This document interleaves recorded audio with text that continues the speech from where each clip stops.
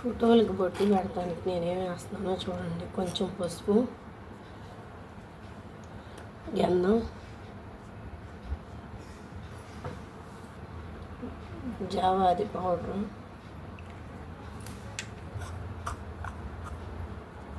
కొంచెం సెంటు,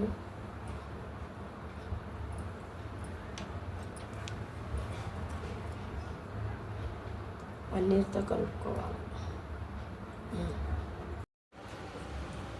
ఇదిగోనండి, కట్టె పొంగల్కి 1 కప్పు బియ్యం, 1 కప్పు పెసరపప్పు ఇట్లా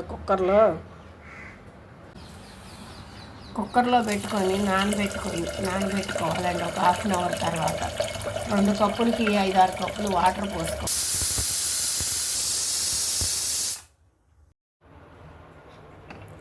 తాలింపు కోసం కొంచెం నెయ్యి వేసి జీడిపప్పు, తాలింపు దినుసులు, కరివేపాకు, పచ్చిమిర్చి, జీలకర్ర వేసి మిరియాలు వేయించుకొని దాంట్లో కలుపుకోవాలి.